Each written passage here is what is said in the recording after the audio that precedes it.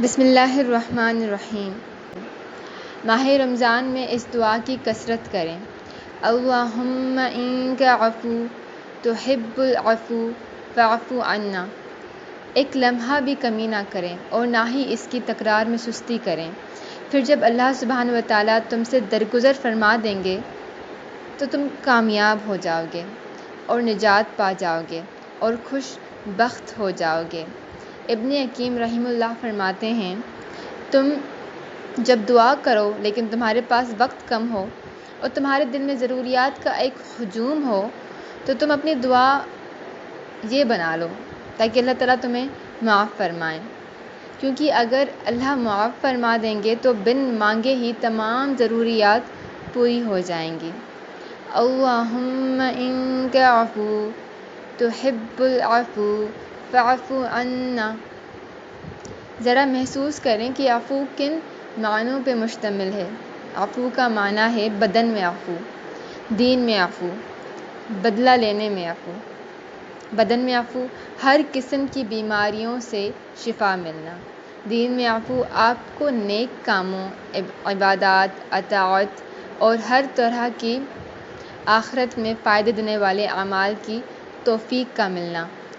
بدلہ دینے میں عفو، اللہ معاف فرمانے والا ہے، کریم اور بہت زیادہ احسان کرنے والے کی طرف سے معافی کا ملنا، گناہوں کا مٹنا، بخشش کا عطا ہونا، گناہ مٹا کر ان سے تجاوز کر کے اور ان پر سزا نہ دے کر۔ لغت میں عفو کا معنی ہے اضافہ کرنا اور کثرت۔ مال میں عفو، اس کا بڑھنا ہوا، یعنی جو اصل خرچ سے بڑھ جائے۔ بس اس کا عفو یہ ہے کہ جو تم مانگو تمہیں وہ عطا کرے اور تمہیں تمہارے مانگے ہوئے سے بھی بڑھ کر دے۔ تو اس دعا کو کثرت سے کرو، اللہ کی قسم یہ تمہیں ہر دعا سے بے نیاز کر دے گا۔ مغفرت اور عفو میں فرق کیا ہے؟ مغفرت، اللہ تم سے تمہارے گناہوں پر درگزر کریں لیکن وہ تمہارے اعمال نامے میں لکھا ہوا موجود ہو۔ عفو، گناہ کی معافی کے ساتھ ساتھ اس کو تمہارے اعمال نامے سے مٹا بھی دیا جائے گویا وہ کبھی وہاں تھا ہی نہیں۔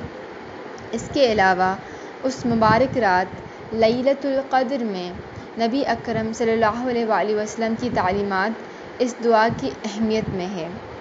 حضرت عائشہ رضی اللہ عنہا سے روایت ہے، فرماتی ہیں کہ اے اللہ کے رسول، اگر مجھے علم ہو جائے کہ یہ رات لیلۃ القدر ہے تو میں اس میں کیا کہوں؟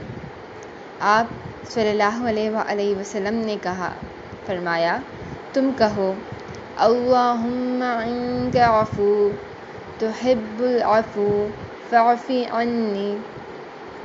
یہ اس کی اہمیت پر واضح دلیل ہے۔ بس عفو بندے کا اللہ سبحانہ وتعالیٰ سے گناہوں سے تجاوز کرنے اور ان پر سزا نہ دینے کا سوال کرنا ہے۔ جزاک اللہ خیر۔ السلام علیکم ورحمۃ اللہ وبرکاتہ۔